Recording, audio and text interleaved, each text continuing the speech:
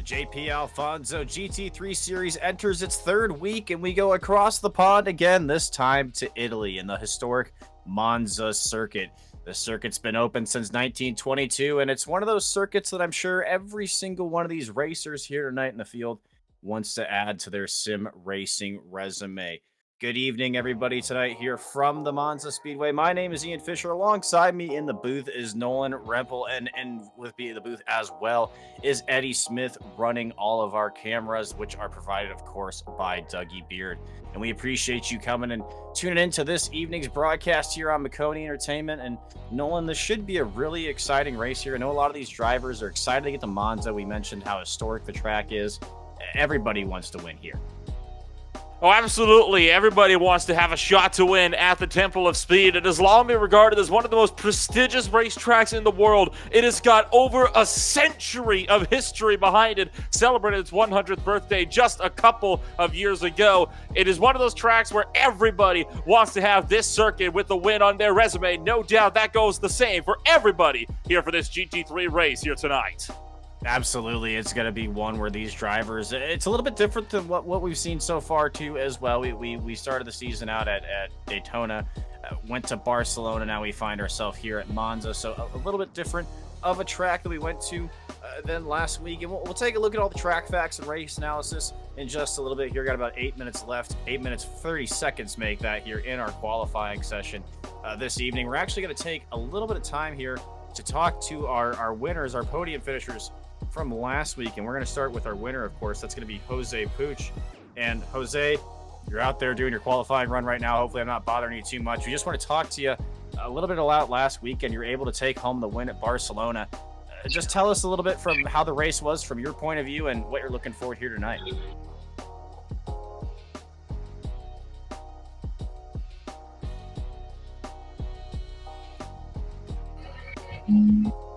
Jose may be qualifying there on the qualifying run here. Jose, you got us?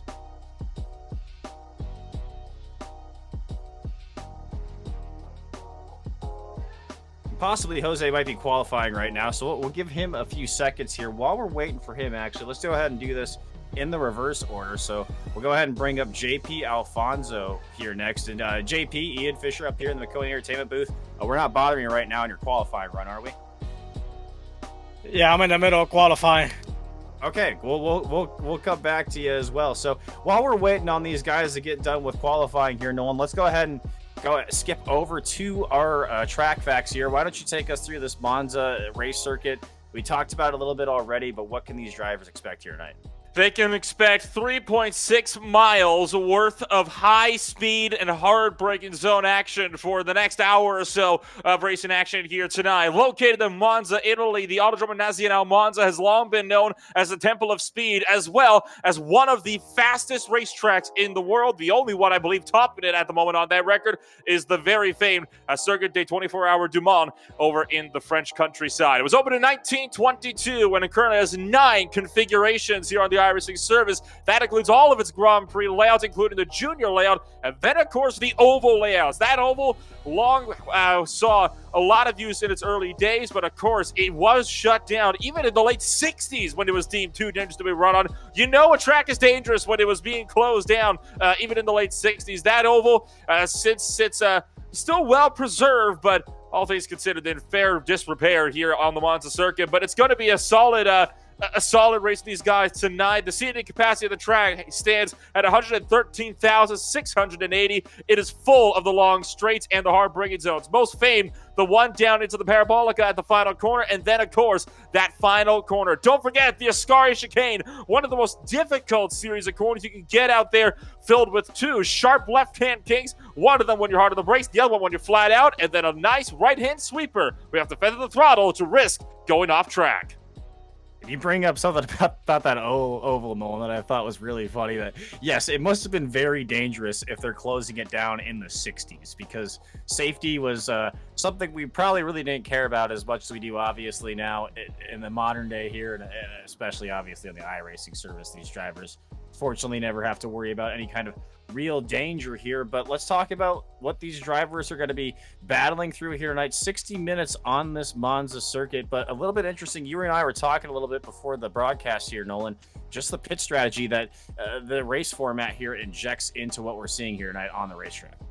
2 mandatory pit stops. Among one of those, you have to take 1 set of tires. It's going to be a 1-hour race. The fuel is limited to 40%, essentially forcing you to take those 2 pit stops. Now, the question is, when do you take them? Do you want to run the fuel out dry on both attempts and then go for a splash and dash right at the end, take your tire stop early? Or do you maybe want to take a more well-rounded strategy and simply pit every 20 minutes? That way you don't have to worry so much about running out of fuel, but you could find yourself without the ability to take a really short pit stop right at the end. One of these stops we know for a fact is going to be close to a minute long. That is due, of course, to the mandatory tire change that these drivers are going to have to do. There's no rule, though, that says when they're going to have to do that. So we could be seeing drivers sometimes take this on the first one and then make a last push to the end, or take it later on and see if they can get out a good lead early on here with a shorter stop. You bring up a great point too, Nolan, as well. It gives you that opportunity, and it's something we've seen in the first 2 races already here in the season. Is those fuel strategies, and tire strategies, are incredibly diverse. You'll see drivers come in and take the tires right off the bat and take all the fuel they can to, you mentioned it, try to shorten that final stop as much as they possibly can. But you've also had some drivers that know they have the advantage in pace and can stretch out a little bit of a lead to make that final tire stop not as consequential as it would be maybe if you were running a similar pace to these drivers. So I do appreciate the extra layer of strategy it does add to this race. We both kind of mentioned it early on when we were talking about everything before we got started, that it is a little bit unorthodox for an hour race to have 2 stops, especially with a mandatory tire change in there.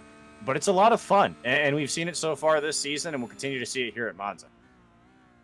Honestly, I think it is that mandatory tire change that makes this mandatory 2-stop race so enthralling. You know, if it was just a casual, oh, you have to pit twice, it wouldn't be as entertaining, would it? Because you just run the tank till it's dry then both times and then make a short blast right to the end. But with that tire change, you have to use a little bit more thinking because you know you're going to be having at least 30 seconds added onto one of those stops. You have to take that strategically.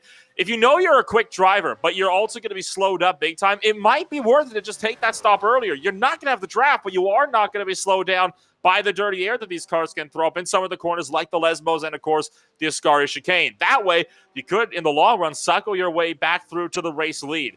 That being said, if you're at the front of the train, no reason why you should want to put yourself at the back of the field by taking that tire set early if everybody else is going to be waiting till the end either. Yeah, we talked about the uniqueness here of qualifying at Monza. Everybody wants the tow, but nobody wants to give the tow, and that's kind of a unique dichotomy we're seeing here so far in qualifying. About 3 minutes left here, so I believe that most of our drivers have at least got 1 lap in, so we're going to take this time here to go ahead and talk to our podium finishers from last week. We'll start with our winner, Jose Puch. Jose, qualifying second so far right now, so a good run, but let's talk about last week a little bit.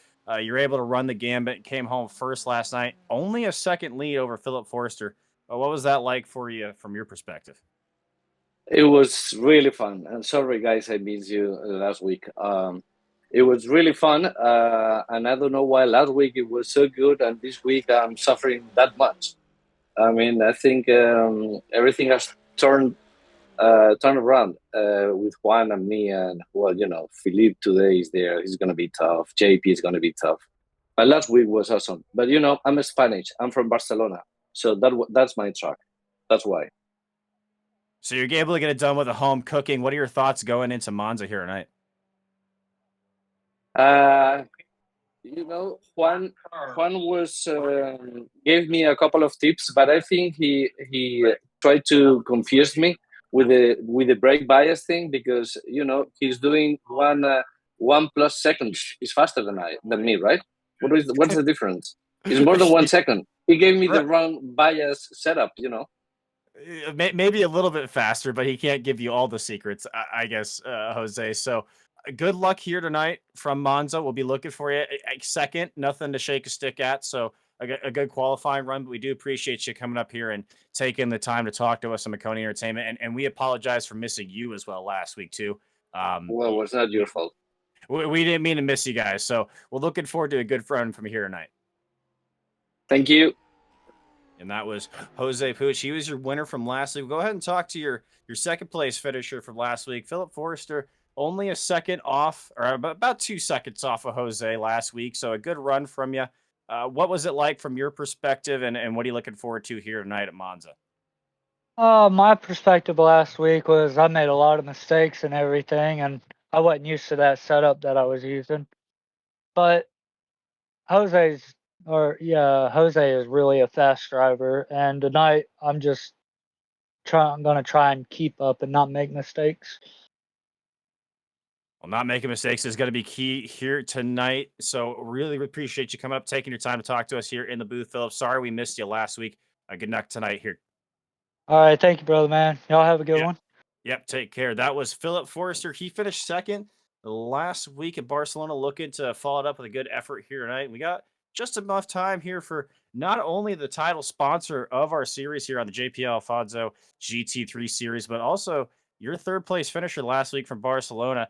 JP, how was it for you in the car, and what are you looking forward to here as you wrap up your qualifying run?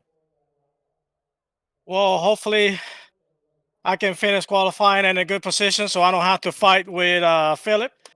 Definitely last week was a very tough battle between me and him.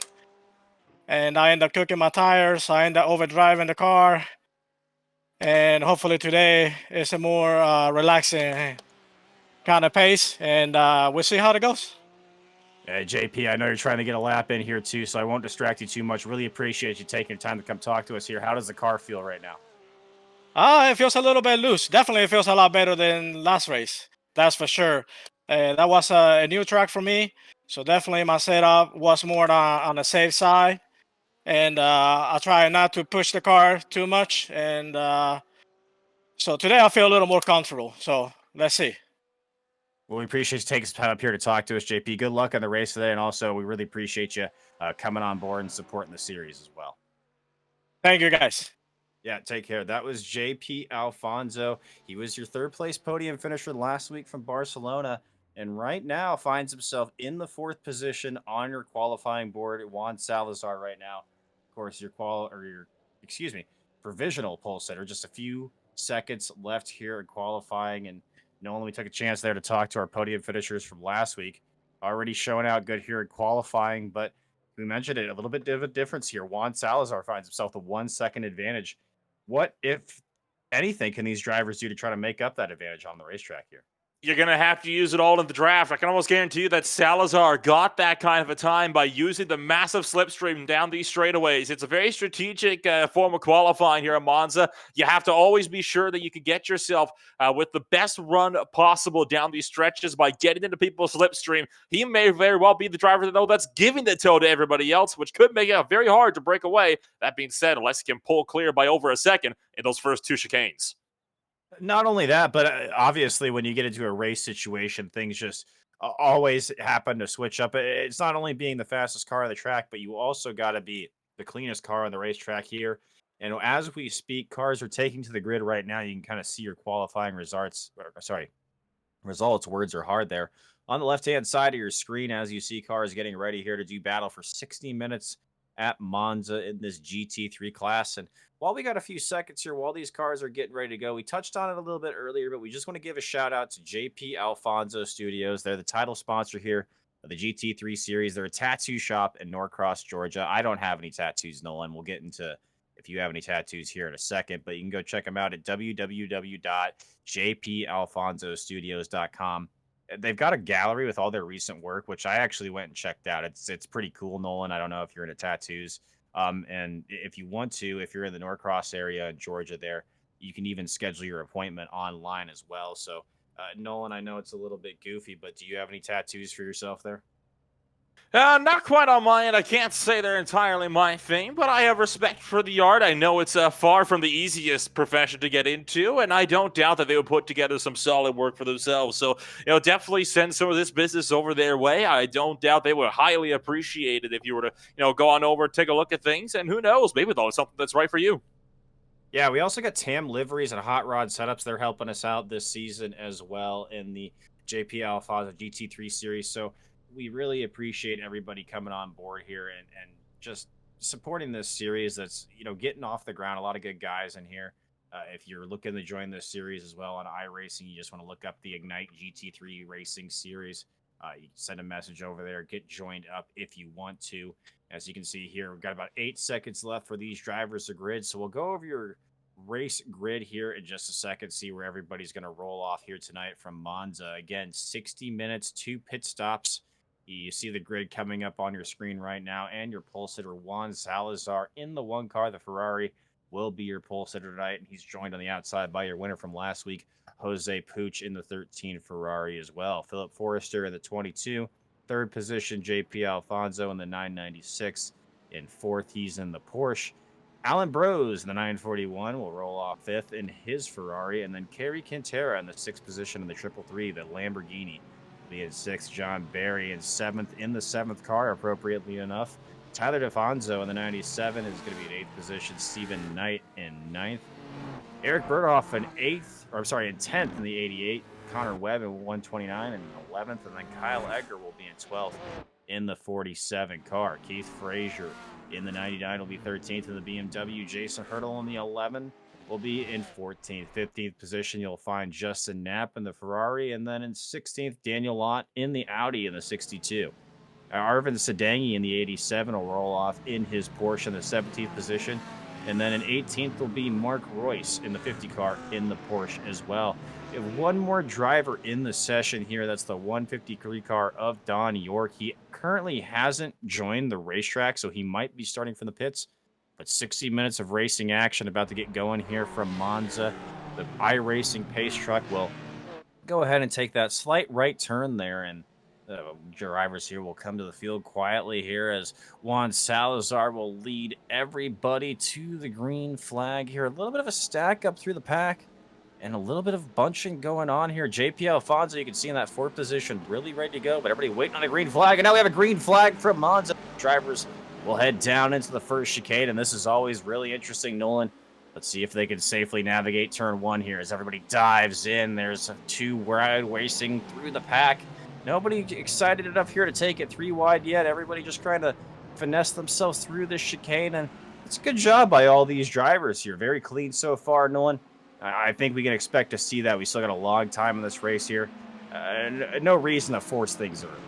Jason Hertel and his Mercedes did get punted around, but it was back towards the tail end of the field. It was by the 4GT, driven by Connor Webb, that got into him. There was a little bit of 3-wide action, but it was way deep in the field, so nobody up front taking those unnecessary risks. So apart from that small scrap at the back that saw just one car getting sent around and no major damage, you are correct. It is a completely clean start throughout this race with Salazar trying to break away. He's now clear by about 0.7 of a second, but he's got Jose Puig right behind him trying to close in with JP Alfonso rounding out the podium drivers. So they got a small break back to John Barry in his number 7 Ferrari right behind. And fourth, it is Alan Bros to round out the top 5 positions. No moves being made down into the Ascari chicane just yet. Everybody's now settled into the initial rhythm of things after these first couple of corners, and we'll be set to continue to waltz on with this race as we get set to go for about another 58.5 minutes. Another incident I want to bring your attention to if you're watching along at home, Nolan, is the 17 position now. The 22 car, Philip Forrester, started up front early in this race. Now finds himself down 14 positions there in 17th. So a little bit of issues for the 22 car early. Actually found himself on pit road, so some repairs there for Philip Forrester early. Pit road started, didn't make the call. Didn't even make the call. Oh, I apologize. I figured there was issues there for the 22, but didn't even make it to the racetrack. You're absolutely correct, Nolan. So that's really going to shake up our podium positions here. I don't really see any kind of strategy play there, as you mentioned that Hurdle in the 11 had a little bit of issues. Now he'll find himself on pit road as we start lap number 2 of this race. Remember, 60 minutes, 2 mandatory stops, and 1 tire change. So you're not out of this race yet if you have damage early.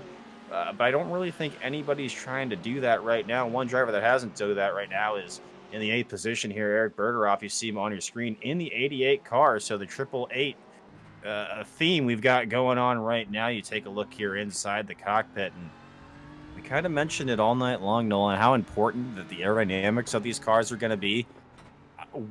Tell us a little bit. I mean, what can you worry about so far early in a race? I mean, you got to keep your car clean, obviously, and you want to stay within, shouting distance of the leader. But there's a lot to go on in this race right now. What's your mentality as a driver? As easy as it is to try to go for positions really early on here, you do have to be patient. You're seeing that while there's a lot of long straightaways, you're not seeing a whole lot of drivers closing in on each other. That's an effect of the draft trade. It does actually make it that much more difficult to make moves, which does mean it so if you get up to somebody, you might want to go for a move, but sometimes it doesn't hurt to wait a little bit, especially if you're not already alongside by the time you get to one of the braking zones, especially if you get to a car that's better in a straight line than in front of you. Like you just saw there, Eric Berghoff, he was starting to close up on Tyler Divinanzo over through the Ascari chicane, but the Ferrari actually pulled away from him on the straights, just had a little bit more top-end speed up to the Lamborghini Huracan GT3 up the road in front of him. Does make it a little bit hard if you're in a BMW, which is better suited than the corners, not so much on the straights, to get yourself a move going, as he might find himself under fire by Stefan Knight in the 279. Back here, a bit of bump traffic going on between two of the Porsche 911 GT3 cars, and now looking inside for Kyle Edgar up into the turn 1 chicane, trying to force Mark Royce up into outside of the top 10, and that's going to be a done deal for Kyle Edgar. That's a textbook overtake from Monza down to the turn 1. And really there, he kind of put, you mentioned it, you kind of put the other driver there in no man's land. Absolutely no choice there but to lift to that corner. That was the 50 of Mark Royce there for position. And you mentioned it, Nolan, kind of a textbook pass. And something that's kind of fascinating here, that we aren't multi-class racing. This is just the GT3 class we're seeing here tonight. But you mentioned it's still such a difference between all these vehicles, and especially here with Monza, with such a long straightaway we have, and these aerodynamic, oh my goodness, a few cars off track right now. That's the 97, it's either the Divanzo. There's another car as well that was having issues. A good job by Divanzo there to rejoin the track relatively without incident there in the Navy machine. You see a little bit of a wiggle there. The tire is probably a little bit warm for him right now, Nolan, and you can't do that early in this race. Only a few minutes in. Let's take a look at what happened here. Coming up to the first Lesmo with Divanzo. Yeah, just clipped the grass right when he touched the brakes and did a great job to keep that car out of the barriers. The second car that went off was actually Jason Hertel. Now, he was already a lap down. He had to pit. You see him just up the road there in his Mercedes. Hertel was the driver that got sent around at the very start of this race over in turn number 1. And he went down to pit road to get some damage repaired, and that saw him go a lap down as a result, but now has one of his 2 pit stops completed. Not so sure that he'll be able to get that lap back, so it's just gone from bad to worse for the number 11, as look at this battle out of Parabolica. Oh, one driver way too deep into turn 1, and that is Jose Puig that went way too deep into turn 1, and that's a take to the escape road. And I will say something here. That's probably, we'll probably see that a few times here tonight, Nolan. No matter how talented you are as a driver, even when we come here in Formula 1 in real life, you see a few drivers there overcook that entrance into turn 1 as you ride on board with Jose Puig here. But that's going to happen here a few times tonight. And I will say something to tip my hat here to Jose Puig for. He did an excellent job of retaining his composure there and just getting through what he had to do there. You can go through that part there. You're not going to get an off track or anything like that. You are going to get a slowdown, but an excellent job there by Puig to minimize the slowdown, even though he knew he made the mistake. That's something there, Nolan, that separates drivers as far as your championship drivers and then maybe say a driver that has the pace and can get it done and get it into victory lane. But that mental acuity and that mental focus there to not let that affect you and get back on the racetrack is absolutely key here in this format.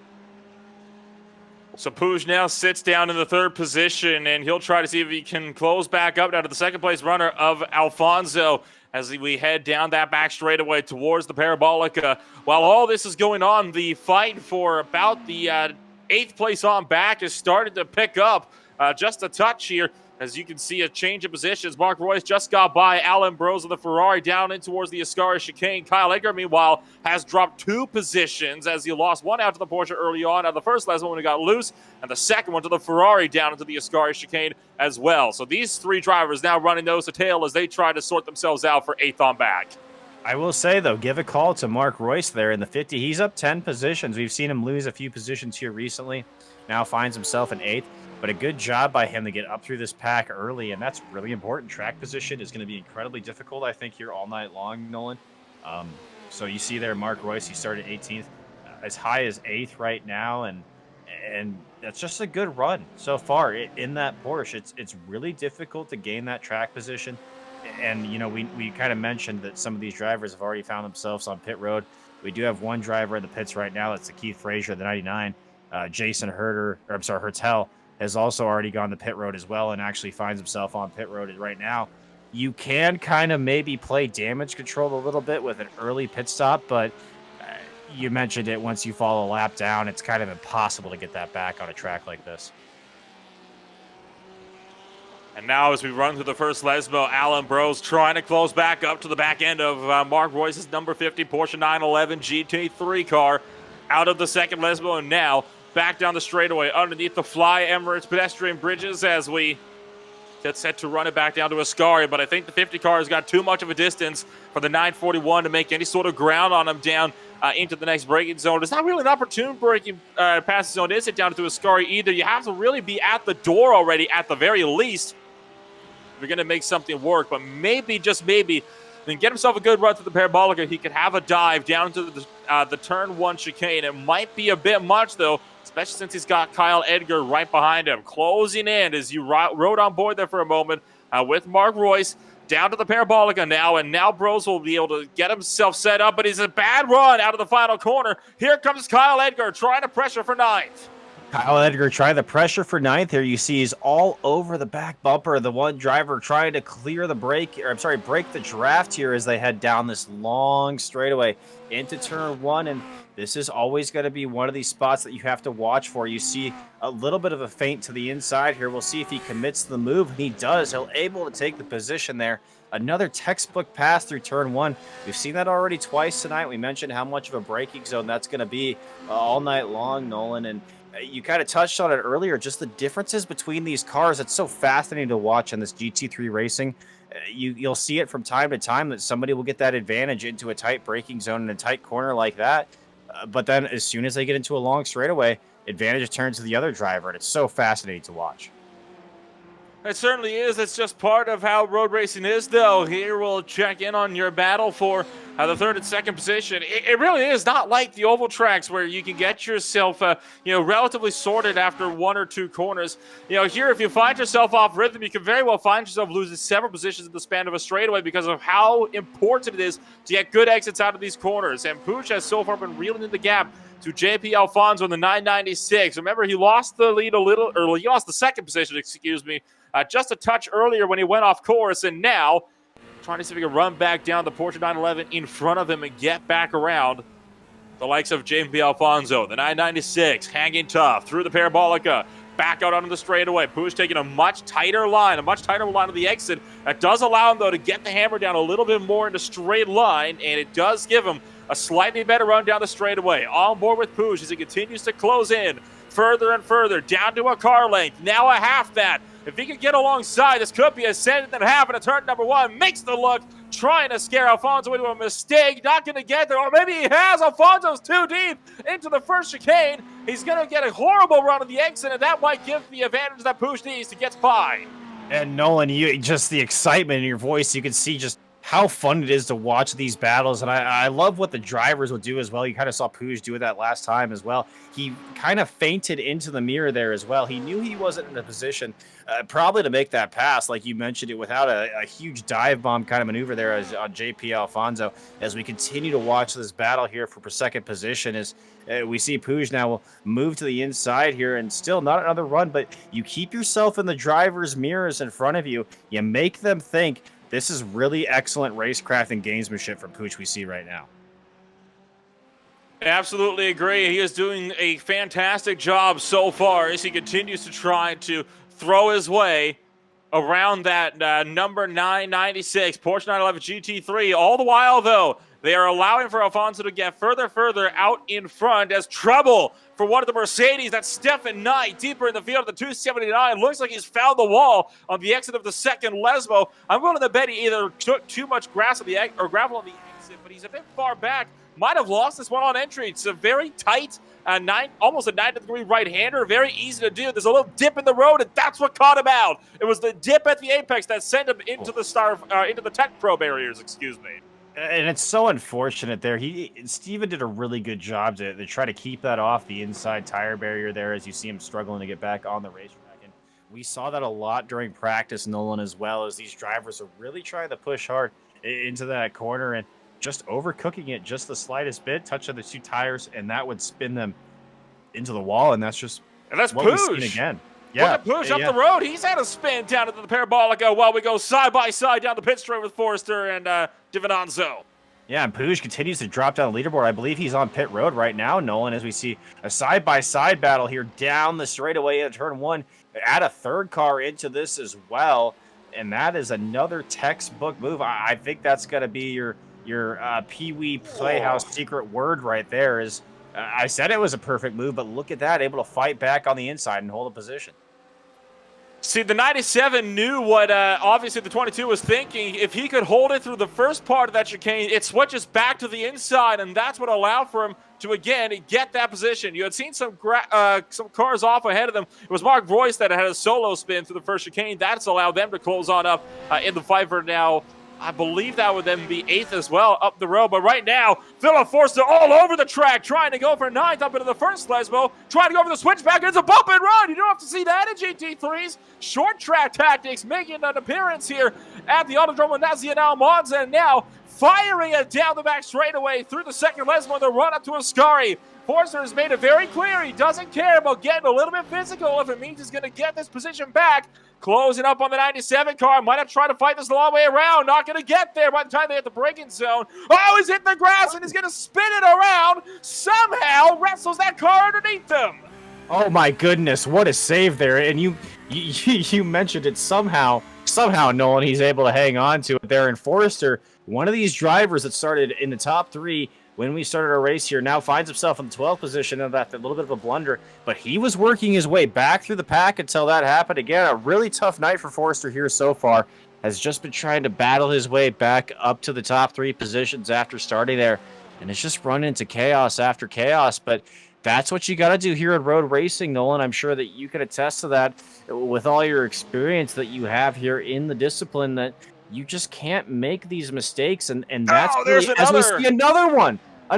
These mistakes are just killing these drivers right now. That's the 47 of Edgar. And really, I say it all the time when we watch these road races, as long as you can drive a clean race without any mistakes, Nolan, you've got a really good chance to win. And the mistake with Edgar there was just a case of taking too much sausage curves. The back end bottomed out. Well, that's all she wrote. You can see Puj already with a lot of damage on the back end, and it looks like possibly a busted suspension on the number 13. That's what saw him spinning around to the Parabolica. Not sure where he would have gotten the rest of that damage, though. I think we might get a look at this one here. Exit of Ascari. Oh, he's clipped the gravel on the exit, and that's a tremendous hit into the Armco. Oh, my goodness. And, obviously, there no drive real life safety concerns or anything like that, Nolan. But as far as just, driver to driver on the iRacing service, this is definitely not what you want for your suspension. You saw how cockeyed Jose Puch was there going down the straightaway. When we looked at him with our live racing action, obviously that's what caused the damage to the 13 machine. And as talented as he is, this is going to be hard for him to come back for him, Nolan. Well, and the unfortunate thing when you get a spin like that is the fact that you're not going to have the advantage of locking up the brakes to help you out there, because these GT3 cars are full of ABS and traction control. You're not going to be able to slow the car down. You're just along for the ride at that point. You have to hope you can shoot it back to the other way. That's the one disadvantage. That's why some people tend to prefer the GTE cars, actually, as opposed to these GT3s. It's because those cars, you can lock them down if something like that happens. Well, yeah, Nolan, and you kind of mentioned it for you guys watching another great battle here between 3 drivers right now. This is Edgar Divanzo and Royce battling for about the 6th position. And, to give you an idea of what that feels like at home, if you drive in your car and, I don't know where you live, Nolan, but I live up here in Michigan where we get a lot of snow, and there's snow on the ground right now as we see, Edgar just barely hangs on to it there, but he's able to just keep on the racetrack. Knight's going to have the run right now, and he's going to go to the inside here, and that's really just from Edgar making that mistake. But I was going to kind of mention how that ABS feels when you're driving on the snow and you find yourself sliding, so you instinctively press the brake pedal and nothing happens. You keep sliding. That's what that ABS pedal feels like. But this is a fantastic battle who we have here now for about the 7th position, Nolan. That's Daniel Lott hanging right in the background for what is now a scrap for about the 11th, 10th, and 9th position on the racetrack. Pit stops are very much underway. You had seen a couple drivers, including JP Alfonso and Philip Forster, come down just a little while ago. That has allowed these guys to so far stay out in front as we continue to get in towards our first pit window of our first run of scheduled pit stops on the evening here. Daniel Lott still trying to run down Kyle Edgar at the moment, and Stefan Knight doing a good job on hanging on to the Mercedes, but I think the Porsche might have him here. The 911 GT3's just got so much in the way of straight line speed. It's hard for the Mercedes to contend with, especially when you got the draft, but he's got that setup more for that long run speed. A low downforce setup running for the 279. Kyle Edgar going to have to try to make something with the parabolic, going to close up on him. Don't forget, though, Knight's also got the advantage of the Navy Ferrari just up the road to help him out as well. Daniel Lott wants no part in this battle. He's going to bail out to pit road. You know, and I've been seeing this battle develop for a few laps here now, Nolan. I really think that Edgar has the speed in that Porsche. It's just that he's not able to put clean laps together consecutively, and that's really been the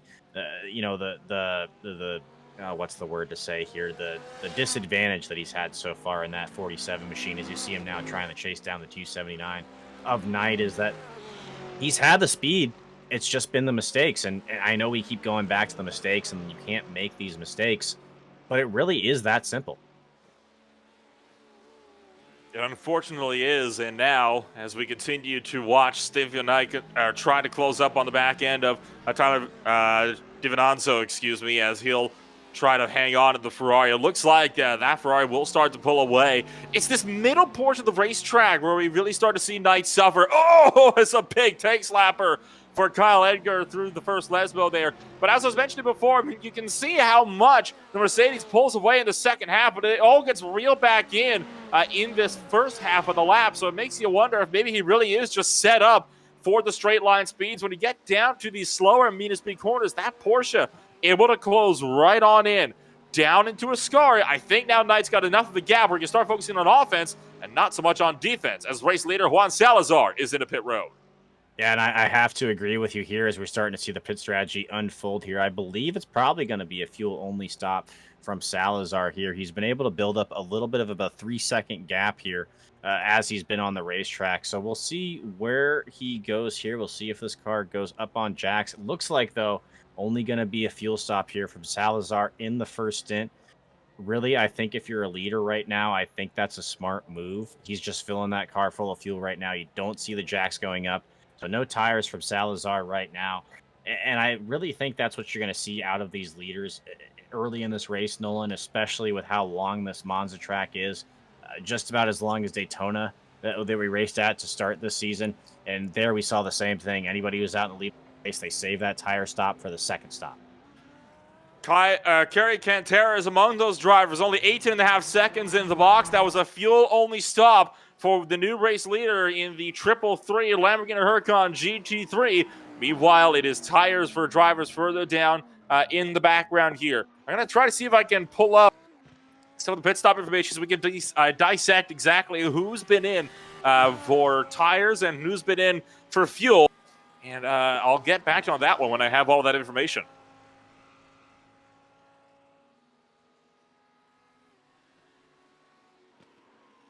But I tell you what, for now, I mean, it's been a solid run so far for everybody in this field. You know for a fact that Ott, at the moment, has only taken fuel on his latest stop, but that was a couple of laps ago already, so he's got a little bit of work ahead of him. Kerry Cantera, we know for a fact, only took fuel, only 18.5 seconds again in the box. Well, 18.3 if we're being technical, I guess. And you know for a fact there's no way you can get tires on a GT3 car at that kind of time. No, you mentioned it. I mean, if you're seeing that much time on the pit timer there, you absolutely know that it's a tire stop. And some of these drivers will try to do that to try to shortcut that final stop, especially if they're able to keep those lap times within a reasonable time to our leaders. And you see Juan Salazar there, our leader before the pit stops there, and his pit stop time, the 38 seconds there. That's kind of what you're watching for a fuel load there. I don't believe Juan Salazar took tires, and we've kind of seen it so far this season, Nolan. Some of these drivers that are really good at conserving tires and hanging on to these really efficient lap times, you don't see much of a fall off from when they do take their tires. So these drivers that are able to conserve their equipment really have an advantage here. Juan Salazar did go up on the jacks and take tires, resulted in that 38 second stop so far. At the moment, Salazar is one of the only drivers actually he's the only driver in the top 5 that took tires. Everybody else took fuel. Bros was fuel, Royce fuel, off fuel, Cantera fuel. Barry, Alfonso, Bergdorf, Forster, Edgar, Knight, Divinanzo, and more all took tires on their latest stop. So you've got 4 drivers in this field. Daniel Ott, Mark Royce, Alan Bros, and Kerry Cantera that we will be seeing take longer stops for their next run here. So a lot of drivers wanted to get that tire stop out of the way early on as we check back in on your fight for 6th. No, you kind of mentioned it. I thought they took the tires, you know, they were going to wait for the tires, but, you know, we don't always know what's going to happen here. We're just trying to base what we see on trends so far, and things can change from racetrack to racetrack, and that's part of the interesting thing that we have here every single night on the Ignite GT3 Racing Series, brought to you by JP Alfonso here. And speaking of JP Alfonso, he finds himself in a heated battle here for about the 6th position, Nolan. He's been up there around in the top 5 all race long. Cantera, Salazar, Bros, your top 3 right now. Royce Ott, your top 5. And then sitting just outside of it is JP Alfonso here that we ride on board right now. That's Ott in front of him here that he's trying to chase down. And you can see this advantage that he has down the straightaway here. He's going to poke out here, but I don't think he's quite there yet. We'll think better of it, just kind of file in right now and continue this battle for the 5th position. They try to maybe get in the back off, entering Ascari to give him the position, but unless you're already alongside, it's such a bull move. Ascari is such a one-line complex of corners. You realistically cannot go side by side in there for more than one of those kinks. No late dive bomb into the Parabolica. He'll hang on for now as JP Alfonso will push too wide out of the final corner. Give it up for John Barry, who is now starting to close in right behind. But again, draft goes to the favor of the cars behind. The Audi R8 LMS is going to be under fire here like a sitting duck as we make our run towards turn number 1. You saw a little bit of a weave there for Daniel Ott to break that draft. There's the one for Alfonso. It's a late dive down the inside. He's going to be too deep. No way you're making that corner, sir. And there he goes. Cutting across the chicane. He's going to have to give that spot back. No doubt about that. He's going to lose 1, potentially 2 here if John Barry has a say in this. Oh, yeah, and especially with the slowdown right now, just getting back up to speed is going to be treacherous here for Alfonso. And he was running so good in that battle there with Ott, but now he finds himself, because of that simple mistake there, back in the 7th position. And now he's going to have to try to chase down Barry there in the 7. And really, that's not what you want to do. You don't want to be aggressive to the point where you cost yourself a position. I will say I do respect the aggressiveness there from Alfonso. Heading down to the turn 1, I do think he had the overall advantage over Ott, but it's all about picking and choosing your battles. And I think right there, that was just a perfect lesson in what you can do if you try to pick your spot too early there. Nolan is, he's all over the back bumper of Barry now here. He'll try to move to the outside, but I think that gives Barry the preferred position here heading into the next turn. It's going to be depending if the Ferrari is going to yield, and he will. JP Alfonso takes the spot outside line through the braking zone down into the Ascari chicane, and now he can try to once again chase down Daniel Ott. The advantage he's got here is the sole fact that he is within about 9/10 of a second. That's about as much as he needs if he wants to catch up to the Audi R8 LMS. He's got to hope, though, that the Ferrari right behind him is going to be willing to play nicely and allow them to both close up. I don't think it will, though, as Alfonso, again, too deep on the brakes and costed himself time. Now the gap grows to 1.3 seconds between your 6th and 5th place drivers on the course. And right now we're getting to the point where we're nearing their halfway point here in this race. And this is a look back up on your battle for the lead. Cantera is able to hang on to it there in the Lamborghini so far. But you see Salazar, after that tire stop, really using these tires here to his advantage last time by. He had about a second advantage there on Cantera. You now see him making the move to the inside here. He'll easily take the position away from Cantera. New race leader right now, Juan Salazar, finds himself back in familiar territory. And really, he's been a dominant driver so far here from Monza, really looking to walk away with the field here. He has been the class of the field. And now with just over 30 minutes left in this race, he finds himself in control of the lead again. I can't say I'm terribly surprised that he made that pass so easy on Cantera. Even in qualifying, Salazar was again, 1.3 seconds up on Kerry Cantera. And on top of that, he's got fresh tires that at the moment Cantera does not have. So it's not all that surprising that he had such an advantage. Now, I will say it's not like in the NASCAR Cup Series or the Xfinity Series for that matter, where even like 10, 12 laps will make that big of a difference in the GT3 cars. Heck, in the endurance races during the night, you can see sometimes drivers going for triple stints on the tires because they wear so little. But they do make enough. It's not to the point where it's whole seconds, but it's a tenth here, a tenth there. It allows you to get back on the throttle just a touch more aggressively, which at a track like Monza, where you have so many hard braking zones into fast straightaways, it's absolutely something you have to have that advantage for. Well, it just fascinates me too as well, Nolan. They say those that can't drive broadcast, and that's why you and I are here in the booth tonight is we sit on board here with Juan Salazar, and you kind of touched on it, the lack of tire wear, if you know what you're doing in these cars, and just to kind of be a testament to that, Salazar was battling with Cantera that last lap, but again, almost 2 seconds faster than the rest of the field last time round, and for his best lap of the race, it was a 1:48.5, which, believe it or not, was actually faster than his qualifying time here. So we kind of talked about it, maybe Salazar benefit of the toe there in the qualifying session. No, that's not it at all. That one machine right now is just absolutely bad fast, and that's why he finds himself in the one position. 10th place has started to pick on up. Stefan Knight and Kyle Edgar just made a bit of side-to-side contact in the middle of the opening chicane, but no damage on either of these two drivers. Will continue to keep things flowing as we are 30 seconds away from the halfway point in this race. Mercedes looking back to the right, but it's a late door slam for Kyle Edgar to shut the door like a slap to the face across the Mercedes' nose. And I imagine Knight's not going to be terribly pleased with that one. He might have to see if he can do something to get back up and by the number 47 Porsche 911 GT3. But already you can see the gap started to build between Edgar and Knight here, as Knight has been slowly dropping back. The Porsche just so good through those middle corners. But the Mercedes, again, has the straight line speed, and we're at the point where straight line speed is everything. Look at the speed of which he is closing in on the Porsche in front of him.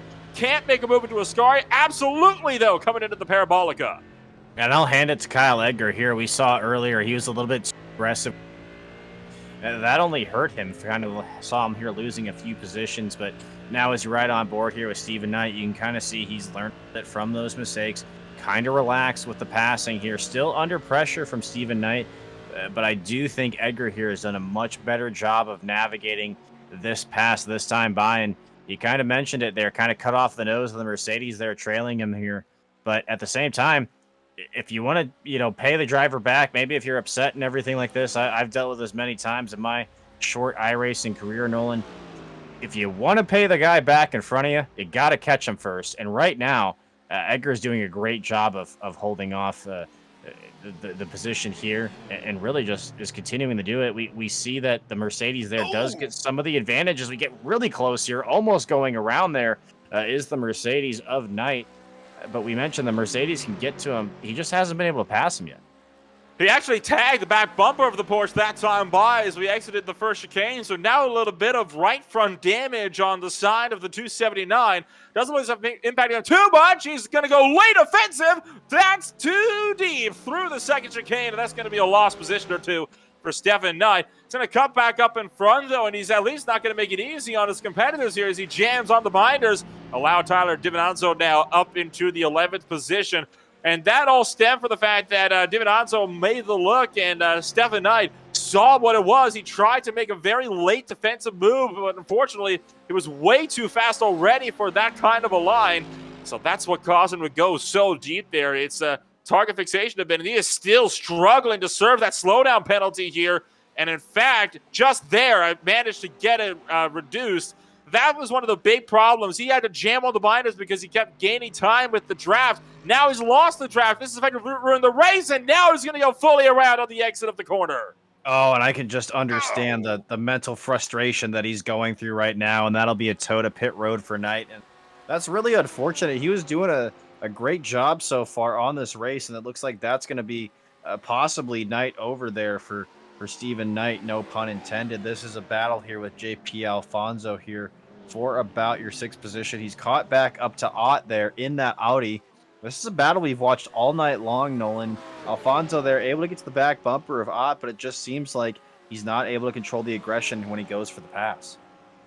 He's going to try to have something up here in the second chicane. It's usually a bold move to try it. He's looking for it. He's going to dive for it. You don't have to see this pull off, but it looks like an early breaking point for Daniel Ott will give the spot to JP Alfonso. Ott didn't want to fight that one too much. I think he was finally done on taking some unnecessary risks, and he's going to try to maybe get him back down the stretch to a scar, but you can just see the Porsche pulling around him, and he's able to just rocket away for this lead. Now, again, it is important to note here, Alfonso does have fresh tires. Daniel Ott's going to be starting to fall away from him a little bit. The advantage could shift back to the outer. Oh, hello. Alfonso jamming on the binders there. I think same story. Got a slowdown penalty that it couldn't serve until then. I get that. That's the only thing that it could have been, Nolan. I just not entirely sure where Alfonso picked it up. It seemed like he was, holding track limits pretty well there. But again, just Alfonso maybe being a little bit too aggressive. He has the pace. It's just when the passing has been the struggle for him so far all night long. And again, we see it happen there. Now finds himself back in 8th position after he was up there battling for 5th. Came from that second chicane. He cut the apex too tight. That's what caused all of that to erupt for Alfonso. At least he didn't spin out into the wall. So he has a lot of work ahead of him, but you still got about 25 minutes ahead of you to get that spot back. So he still has the potential. He's proven he's got speed. He's just got to try to see if he can utilize that now. We'll change positions here and look up to now the battle for 6th place. John Barry too deep into turn 1. Open up the door for Eric Berghoff in the BMW. But the Ferrari's top end speed is just too much, I think, for that 88 to contend with at the moment. Yeah, that, and we've also seen just a lot of drivers broadcast. No matter how talented you are, this turn 1 is incredibly difficult here at Monza. That dive down the long straightaway into the right, then a left-hander really quickly there. We're seeing so many drivers struggle with it. There's a lot of chicanes here in this track that, I got to be honest with you, it was giving our drivers problems all night long, and we've seen that lead to some drama here on the racetrack for this, now this 3-way battle here we're watching for about the 6th position. As you see it again there. I don't think that was a slowdown there from Barry. I think he was just like, you know what, you guys are fighting behind me. I don't feel like getting involved in this right now. You guys go have fun. I'll catch up to you later. That's exactly what it was. Barry, no slowdown penalty. That was just by his own free will. He's back to race pace now. Round the outside into Ascari. JP Alfonso makes the move. He's up now, back to 6th place, and now can try to slowly run down Daniel Ott up the road. Eric Berghoff will be right behind him, though, in the BMW, and will try to use that draft to chase him back as we approach the Parabolica. The question is, how will his cornering speed be through here compared to that of the Porsche? Can he potentially get a move down to the turn number 1? It might be a bit of a stretch, might just be possible, though. He's well within drafting range, right on the back end by about a car length and a half. Neither driver coming to the pit this time by, as we have 24 minutes to go. Berghoff is close enough. He could have that lunge if he so chooses. Will he make it, though, is going to be the big question. Pulling up to the back end, looking to the right. Braking earlier, though, he decides to back out. Yeah, and like we've watched all night long, drivers, they're going to do that into turn 1. They're going to try there, show up in the mirror of the driver behind them and just give them something to think about. And it's something that I really enjoy. We kind of mentioned like, broadcast, my experience is a little bit more on the oval side, the rallycross side. Here in the GT3 racing is something they don't see very often. Is I would believe more than any other racing discipline we have here on the iRacing service, I think mind games come into road racing probably the most. You saw that the BMW dived down to the inside, tried to show a mirror full of BMW there to JP Alfonso. And Alfonso able to stay content this time, able to stay ahead of it. But really, for a lot of drivers, that's enough to make them think a little bit too much, maybe make a mistake. You can take the position back there. We know we see Barry sitting back there in the 8th position right now. I do think that's his strategy at this point, is just let people race in front of you and try to pick up on positions as drivers make mistakes. The last lap by JP Alfonso was 0.6 of a second quicker than Daniel Ott, and that was when he was having to make not one but two different passes for position as well. Imagine what it's going to be like now that he's got clean air. This will really be the determining factor here about how much of a chance he has on catching up to Daniel Ott, who is still so far up the road by about 3 seconds now. Make that 4 seconds, excuse me, at the moment. So I'm going to compare the lap times this time around here. Daniel Ott crossing the timing line now, 150.5. For JP Alfonso at the line, a 150.4. So not as big of a gain as was the last time by, implying that Ott potentially had himself a bad run that saw himself lose a few tenths. But overall, Alfonso still the quicker driver. Philip Forster, meanwhile, he is down to pit road for his second pit stop on the night with 22 minutes left on the clock. And I was just about to notice it, or mention it as well, Nolan. Still do have that final pit stop remaining, and Alfonso, one of the drivers that took tires in his first stop. You now see Phil Forster here on pit road in the 22, making his final stop here of the race. We do still have that pit strategy to consider here on these drivers and all these positions. You know, drivers that have taken tires, so they find themselves within striking distance of any drivers behind them, are probably going to lose that position. So still a lot here to shake out as far as the final pit stop goes. Once we see that final pit stop, we'll have a better idea who's really challenging here for the win of this race. Besides Salazar, obviously, we take a look at him right now. It's been just a clinic that he's run so far here on the rest of the field. I do think, though, if anybody's going to have anything for Juan Salazar, obviously you've got pit limiters in these vehicles, things like that. I don't think a mistake on pit road is going to happen to any of these drivers, but it is still a possibility there, Nolan. I think the big point, or the big problem at the moment, is the fact that the next closest driver, or the few drivers that were good with him, if they're not really in a position to battle with him anymore. I mean, you had Joseph Puig, who was by far the closest driver to catch up to Salazar. He spun out by himself, though. The driver that was next furthest back was that of JP Alfonso, but his pit stop was 7 seconds slower than Salazar's was. Meanwhile, Cantera Bros are into pit road. They'll have to take tires on this stop. They only took fuel on the last ones out. And now Alfonso is in on an early stop, and his is going to be for fuel only. I really like that move by Alfonso. You got to do what you have to do, obviously. More positions and maybe short pit some of these drivers in front of you that haven't pitted for tires here yet. So a really heads-up play here by JP Alfonso. I believe you see him pulling into his pit box right now, but a little bit of a backup there. That's significant. That doesn't cost you a lot of time, but it definitely gets in your head a little bit as a driver when you get your spot like that on pit road. It does add the slightest bit of time here. I don't think it's something that JP Alfonso necessarily has to worry about, but those little mistakes like that, we've talked about it all night long, and I know I keep bringing it up. I sound like a broken record here at this point, Nolan, but really what I've seen so far this season is the driver that's able to minimize the mistakes is the driver that wins the race.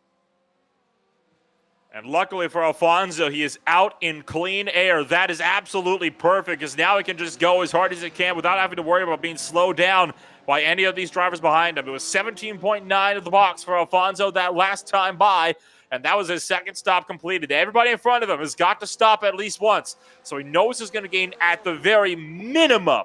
We're talking 30, 40 seconds on the cars in front of him. At the most, possibly up to a minute. It's not over yet. You have to really wait to see when Salazar is going to come in. That's going to be, I think, the really big deciding factor here as to who's going to win this race, is if Salazar can get a good stop at the moment.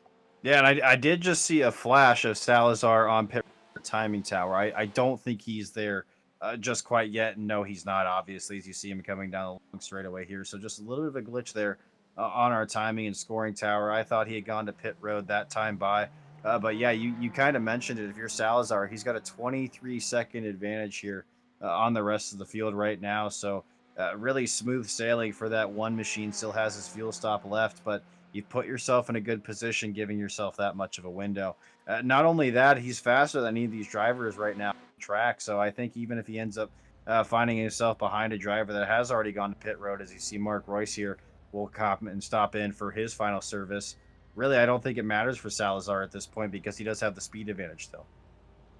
Berghoff, Ott, Royce, and Divinanzo all into pit row. Now, Divinanzo is going to have to only take fuel on this stop, so he's going to get out possibly in front of these guys. The people behind him, though, they are having to take tires as well. There is Divinanzo already, in his pit box, already in there. Berghoff took fuel only. He is out And Mark Royce out right behind him. It's going to be close between Alfonso at the moment and Mark Royce, though, on exit.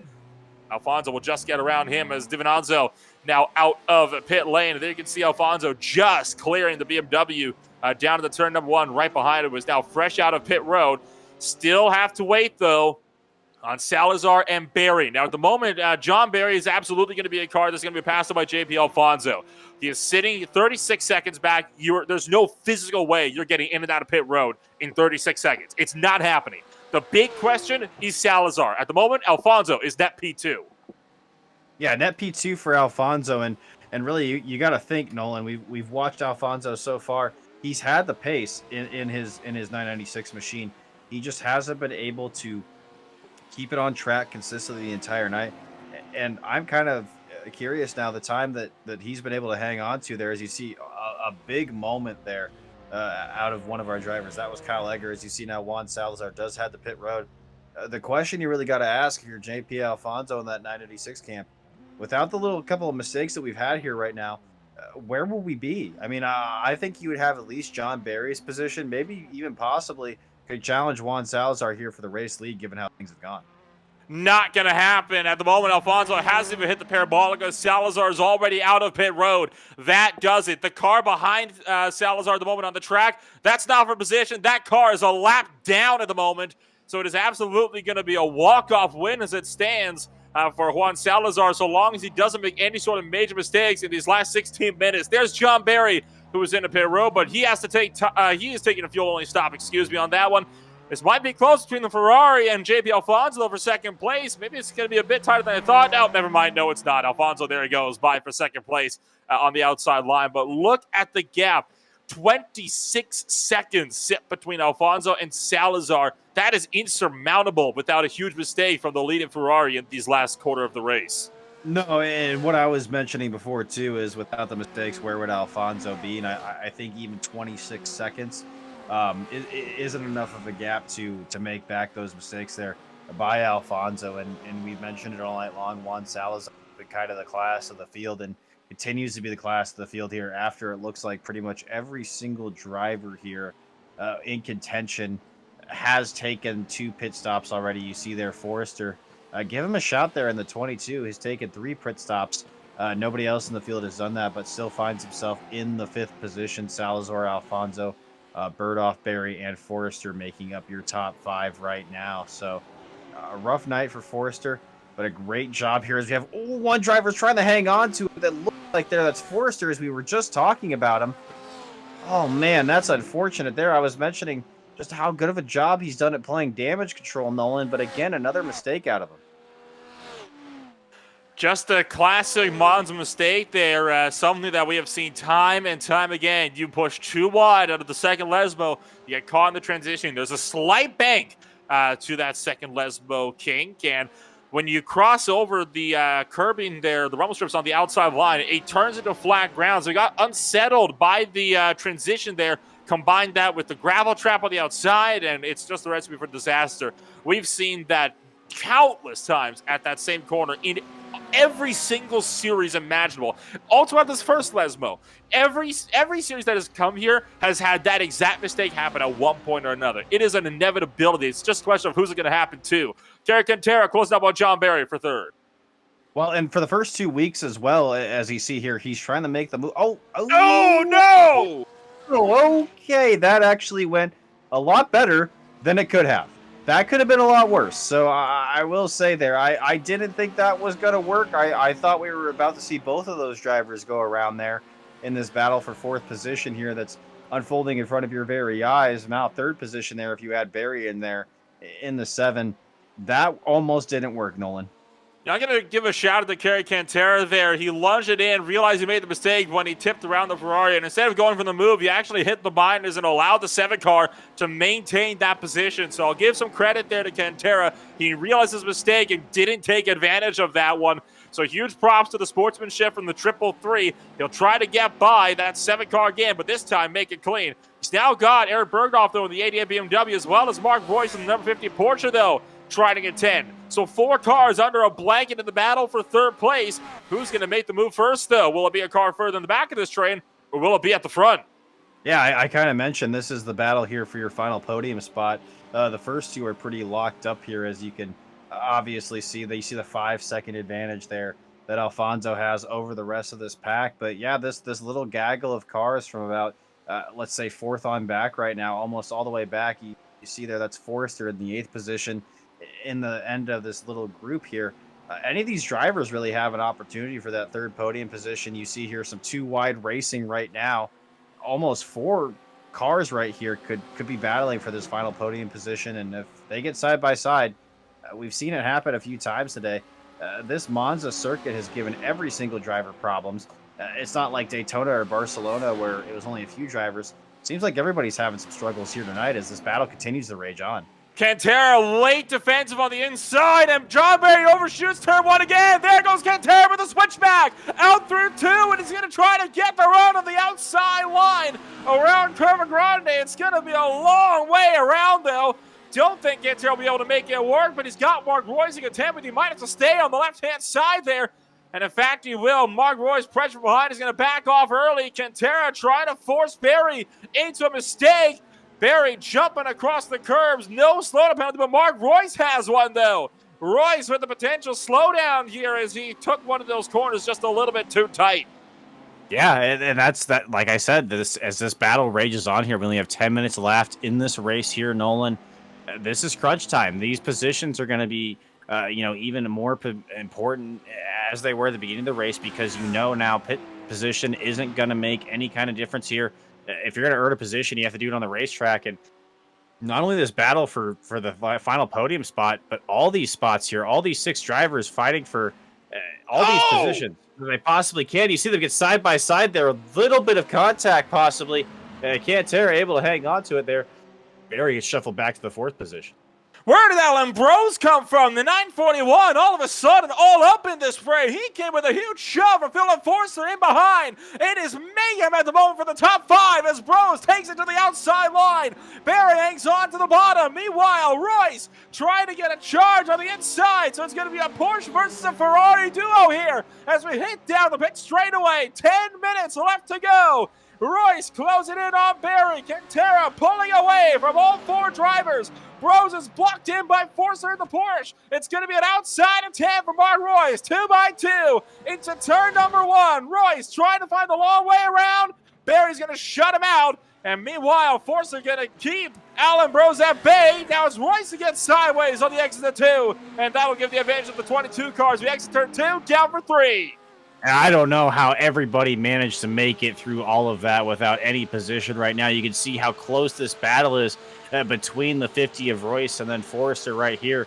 Just all over trying to get anything that he possibly can here on Royce right now. Thinks better of it. Will take the early braking zone through the chicane here and then try to give chase to Royce again. And Forrester, we've seen the advantage where he has on the racetrack right now. This is not the strongest part of the track for him here. A little bit of a mistake from Royce. They're just able to barely hang on to it. Clipping that gravel on the exit of the first Lesbo. You saw Mark Royce do the same thing, but it paid off for Royce. He was able to get it gathered up a bit better than Forster was. Forster's cost himself a lot of time as we take 9 minutes to go. Going to be coming on up here to lap number 28 this time by. And a little bit of a twitch there for Royce on the brakes. He tried to make an attack on John Barry. Barry's too wide. You see the tire tracks the Ferrari took to the grass. Open up the door for Mark Royce. He'll go around the left-hand side. Mark Royce is going to be up now to 3rd. I make that 4th as John Barry falls back to 5th. Might fall back to 6th as it's forced to try for the outside line. Can't get the move around with the momentum. Try for a switchback, but a good cover from John Barry. We'll see him tuck it in line for the 5th position. Now it's up to Forster to see if he can go 2 for 2 down to the turn number 1 this time around. He's going to be too far back, I'd imagine, to attack Mark Royce. I'd be shocked, though, if he didn't attack the Ferrari, though. Look at the defense, though, as Mark Royce has to defend. It's a bump trap from Barry up to the back of Forster, deep on the brakes, and again, John Barry somehow hangs on. Yeah, and that was a little bit treacherous right there as well. You saw how early Barry broke into that first turn there, and that was a little bit of a hairy moment there for Forrester as well. And remember, Forrester started this race in the top 3, trying to work his way back up there so far. seems to get to about this 5th position, and things kind of fall apart for him. He gets another shot at it here with 7 minutes almost left in this race right now.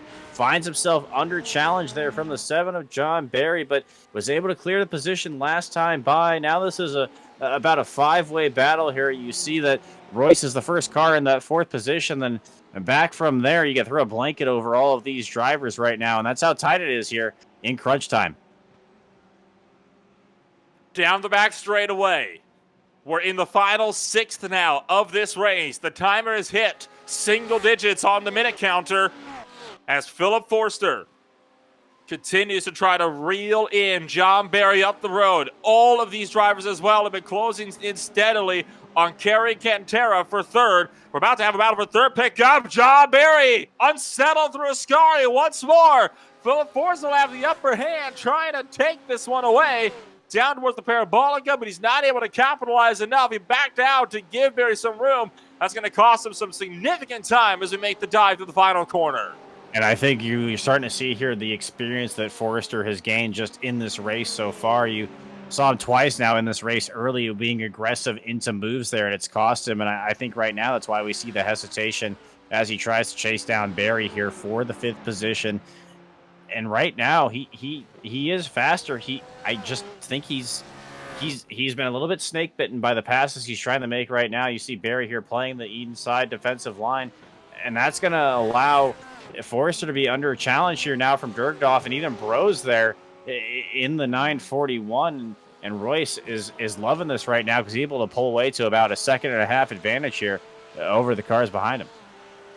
Some great race we got here. Will there be a move down to the 2nd chicane? No, there will not. We'll have to wait around for the Lesbos potentially. Mark Royce jumping over the curb, and that's got him a slowdown penalty. Mark Royce makes another mistake in the 2nd chicane. Took too much curb. Went all 4 wheels outside of the track boundaries, and now he's going to have himself another slowdown penalty. Have to serve on this long back straightaway. Look back to the battle for 5th. It could be impacted by that slowdown up the road. Here comes Forster, a huge run through Lesbo 2.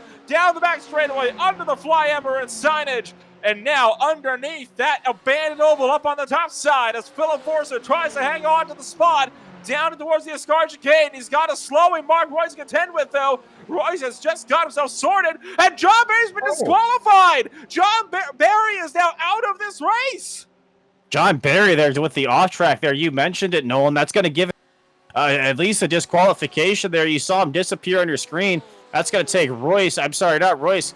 That's going to take him completely out of this battle here. Royce is still involved now. This is continuing to rage on there.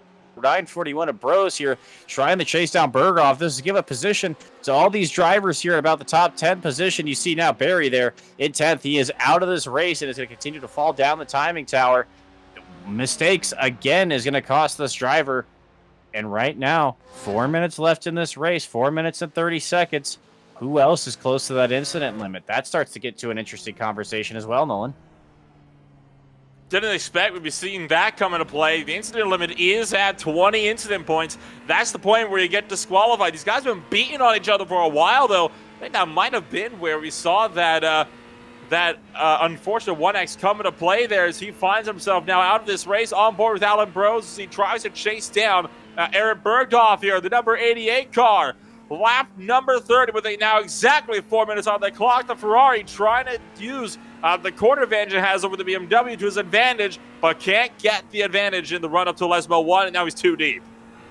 Yeah, too deep, and right now I believe the BMW there, he's just able to get through this section of the track a lot better, even though the Ferrari may have the advantage. He just isn't able to get the clean air to let that car run to its full potential and able to give him the advantage right now. They'll fly under the Fly Emirates sides again and the over configuration, but still not enough of a headway gap here to chase down any kind of room if you're Bros right now. Try to chase down Bergdorf in that 88. You see the 94 of Divananzo there trashed by your screen. This is a battle here with Ott there, and then we go even farther back. This is Divananzo and Sandangi here fighting for the position as well. So battles all over this racetrack right now with the exception of about your first and second position, Nolan. been a Noah's Ark at the moment, isn't it? I mean, you've got 4th and 5th, and then it's 6th and 7th, and 8th and 9th. A lot of very isolated two-car trains at the moment that are duking out for positions here. Forster trying to chase down his Porsche counterpart, Mark Royce, as you just saw. Bergdorf and Bros go side by side right behind them. But here's the look. This is for 4th place, down to the turn number 1, and that might be a spot game for Forster. Down the inside line, the 50 cannot fight back. He's going to hang on there, and now Fort's got a clear shot at the podium. Yeah, and I think a lot of these drivers here, and I think that was what the 50 of Royce did as well. A lot of these drivers here, Nolan, I think are trying to set up an over-under after a driver dive bombs them, then they're into that first chicane. And I really don't think they can get the position to exit the corner effectively. And I think that's the difference right now. You see those drivers that are able to take advantage of that straightaway speed into that first chicane. If you can lock off the apex of that second turn, that's pretty much your spot. And then the driver behind you doesn't have a excellently played there by Royce. And now Forrester is having to give charge here to Cantera. Cantera losing a little bit of ground thanks to the dirty air kicked up by Connor Webb and the damage for GT3. I gotta say, I cannot remember the last time I've genuinely seen an actual Ford being run in a GT3 race, but Connor Webb clearly having seen better days. You can just see the damage on the right side of that rear wing. It's slowing up Cantera, though, and backing him up into Forster. A bad run through Ascari for Connor Webb. This is going to get tight here. Oh, it's sideways. Contact. 3 wide now as we exit through through the Ascari chicane. Connor Webb comes back on just in the nick of time, but it's going to be a spot potentially gained for your driver out there, but it is unfortunate for Kerry Cantera. Disqualified. Both of them disqualified. Cantera and Forster now. They will both be disqualified from this race, and that will shake up our top 5-10 positions even more as they continue to fall through the running order. Now, Juan Salazar, JP Alfonso, Mark Royce, Alan Bros, Bergdorf, your top 5 now after 2 disqualifications, excuse me. Might have been from the same incident there, Nolan. That was Cantera and Forster. They were battling for position. I wonder if they got into each other and ended each other's race that way. That would have been exactly what it was. They had caught Connor Webb, and the Lamborghini got a little bit sideways and did make side-on contact with the Porsche. That is absolutely what it would have been. This is just pure insanity at the moment that we've got going on here at the Autodromo Nacional Monza. I don't think any of us predicted that this would be how this race is going to pan out. Meanwhile, Juan Salazar, we didn't even get to touch on this, rounded the track for the final time with only 15 seconds on the clock as he gets set for the final corner. There's been so much just action on this racetrack right now that Juan Salazar has been able to run away with. You see it now, almost a 25. Actually, it's over a 25-second advantage here on JP Alfonso in the 996. So just a smooth Sunday drive here for Salazar to finish the final lap. You kind of mentioned it, Nolan. We've been so caught up with all these battles throughout the field. He's actually come by here, and I think Juan Salazar is actually taking the checkered flag as we speak here. So he's going to win your race here from Monza. And JP Alfonso right now going to finish in your second position. Mark Royce, if he's able to hang on, will finish third. He's got about a 2-second advantage here on Alan Bros. So this race very quickly coming to an end. You see JP Alfonso here will come and take the checkered flag as well. And we kind of mentioned it, Nolan. We expected a unique race, I will say the least, but I don't think you and I expected the incident limits to come into play as much as they did here. As we see Mark Royce come across the line, he'll take the third position. Bros will take third, and then Brogadov will take fifth. It's going to be your 6th place finisher. I think we expected beating and banging, but not to the point where people are going to be leaving this race early, Nolan. And remember, right before we cut to your race leader, we've been tuning into the battle. That was between Divinanzo at the moment and Daniel Ott. They were gone side by side of the second chicane. You might notice he's a bit further down the timing order. He was disqualified on the final lap for a self-spin out of the first Lesmo. I mean, that is about 4 drivers DQ'd for incident points in the span of about 5-10 minutes. I've never seen anything like that. This was the spin that saw Divinanzo out of the race. You'll see right there when he gets those incident points, poof, gone. Yeah, and that happened to that happened to at least 4 or 5 drivers, I believe, so far in your field. And not only that, we saw some pretty significant names here fall down. Jose Puig falls all the way down to the 15th position. John Barry at 14th as well. Philip Forrester 12th. We'll go through your final race results here in just a minute. We have them for you. I'll let you know where everybody shook out, but a really interesting we thought as you see your full race results here, we thought that the pit position was going to make a huge difference, but really it was about running a clean race. And Juan Salazar did that. He'll come home in your first position, your winner here tonight from Monza. JP Alfonso second, Mark Royce third. That'll wrap up your podium positions. Alan Bros at fourth, Eric Bergdorf in fifth, Daniel Ott in sixth, Arvinsson Denke seventh, Tyler Divananzo in eighth, Kyle Egger ninth, and then Connor Webb will round out your top 10. Kerry Cantera 11th, Philip Forrester 12th, Justin Knapp 13th, John Barry 14th, Jose Puig 15th, Stephen 9th, 16th, Jason Hurdle 17th, Keith Frazier 18th, and then Don York 19th. And we're going to have a few interviews here coming up, Nolan, but we talked about it a little bit, but give me your full thoughts here on what we've seen from Monza. That was a unique race, to say the least. I don't think I have any. I think every thought that I would have had about this race has been just fried with everything that has happened in the last 15 minutes. That's really the best way to put this. I mean, no words. I don't think any of us were expecting to see a race full of that much drama going into this race. And I still am surprised that we got so much of it. Yeah, no, I mean, that was, this is different. This is different than Daytona. This is different than Barcelona, obviously. Monza, a very challenging circuit with how many chicanes they have there and stuff like that. But I really didn't think that it was going to be as difficult as it was. And one driver who it wasn't difficult for, as we catch up to him here now in victory lane, was Juan Salazar. And Juan, I got to ask you here. You talked to Jose Puig before the race. He said you were helping him out a little bit here with this racetrack, and really the brake bias was all the difference. But for you, what was the difference here in your Ferrari tonight that was able to get you home in victory lane? I think what's going on behind me. That's what made the difference. You know what I mean? I got to just race my own race. I didn't have to worry about anybody. Everybody was fighting behind me, allowed me to build a lead, and yeah, that was a big help today. Well, and it really was too. You were able to pretty much class the field here to the fastest lap time by almost a half a second here. I mean, what was the difference there in your Ferrari here tonight? Was it something with the setup, or was it just this track very well? Yeah, well, it's a combination of the two. I've raced here a lot. Not my favorite track to race at, but I've had a lot of races here. I got experience here. And then the setup. Listen, Donnie did a great job. I had a little bit of time to work on the setup and made some additional changes before the race that gave me a little bit more grip. So yeah, the setup definitely helped. Well, next time that we see you here, Juan, we're going to be at Circuit Gau's venue. We head back to North America. What are you looking for there? And then also your time for shoutouts as well. Who gets it done for you out here on the racetrack? Well, shout out to JP. Bummer he got that penalty. I'm sure we would have had a much closer race. Same thing with Jose. I mean, both JP and Jose, I think were fast enough to give me a run for my money here tonight. I just think that they had bad luck. So shout out to those two guys.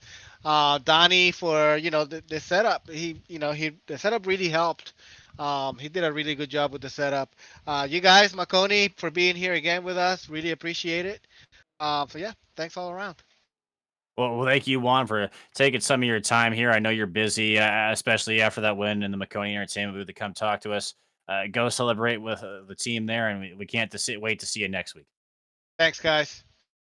That was Juan Salazar, your first place finisher here, able to take it home from Monza. And we have actually got a chance here to catch up with our second place finisher, JP Alfonso. He's standing by with Nolan right now. Yeah, I sure am, and I tell you what, JP, it was far from an easy race for you. I mean, you had to really work for that second place, especially in the middle portion of the race. It did seem to come easily for you, though, after you went through that second stop.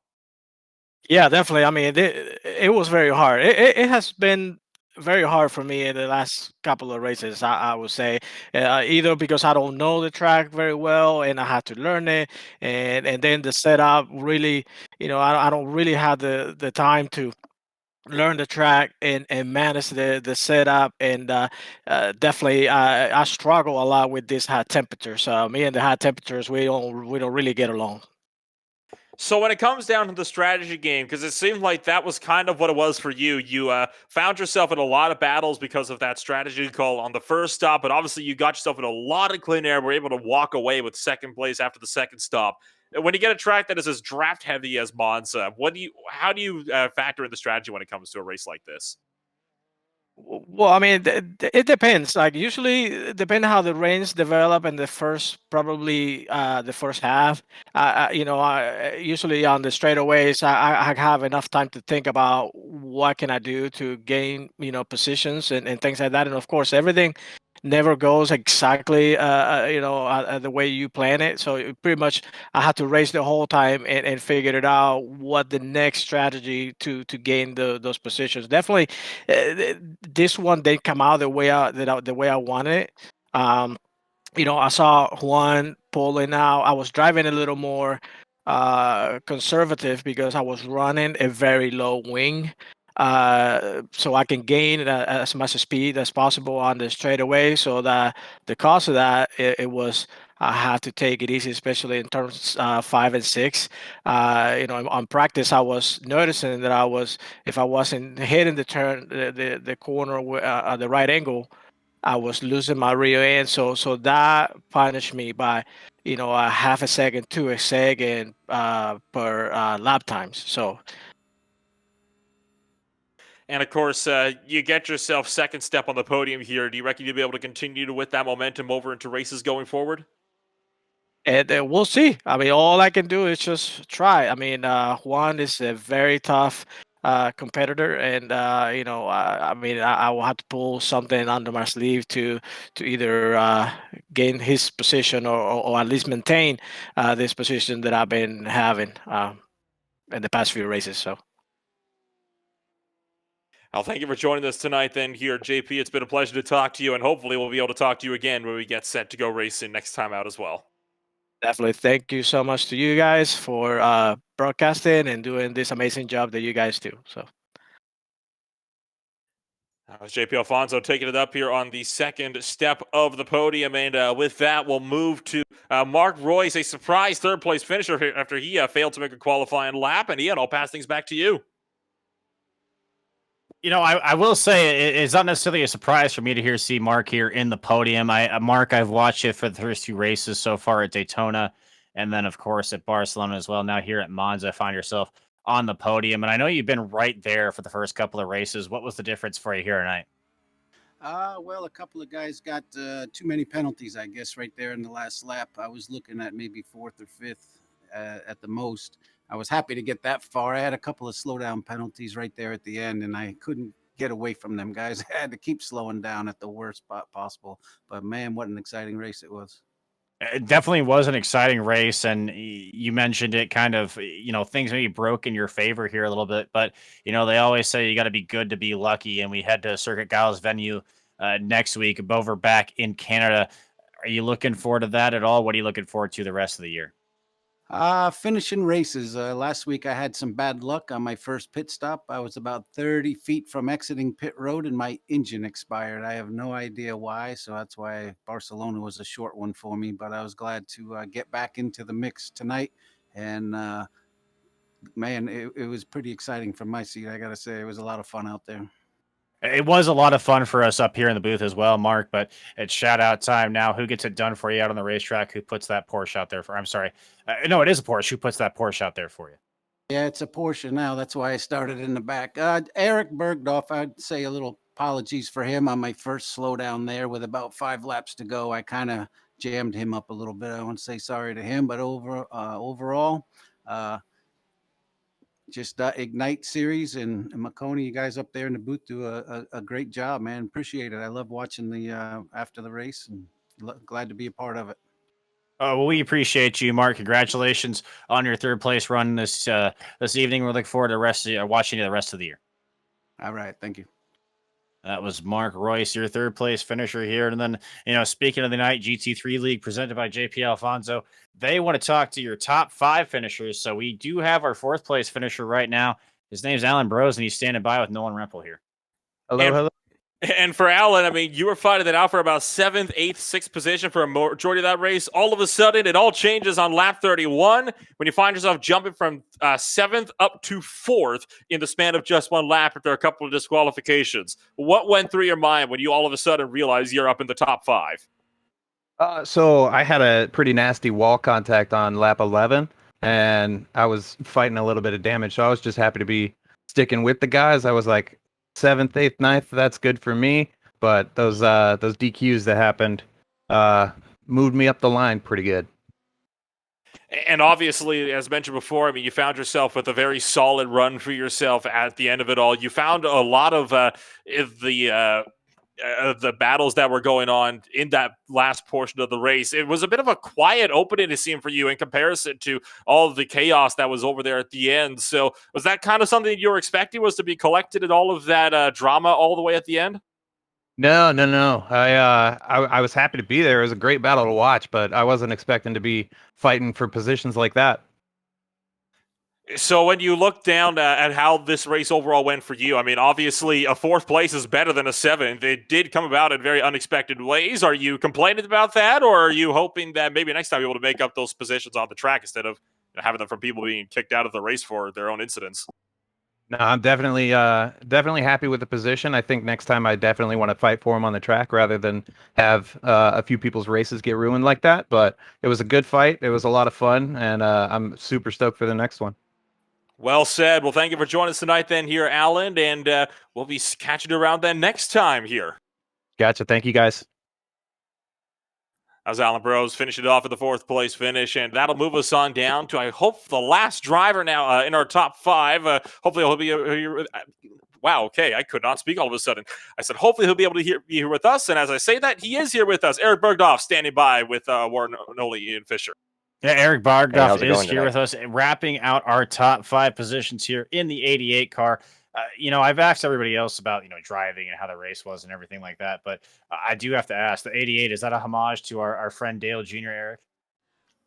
Actually, Dale, but Dale Jarrett. Okay, fair enough. I will accept that as well. I can understand that as well. So I do appreciate the reference. You kind of channeled your inner Dale Jarrett there today. Just a nice solid run, ending up in 5th position. How'd the car feel from your perspective? In the beginning, in the middle, it felt pretty good, but there towards the end, it was starting to get a little greasy on me. A little bit greasy there. Still able to hang on to it, hang on to that 5th position.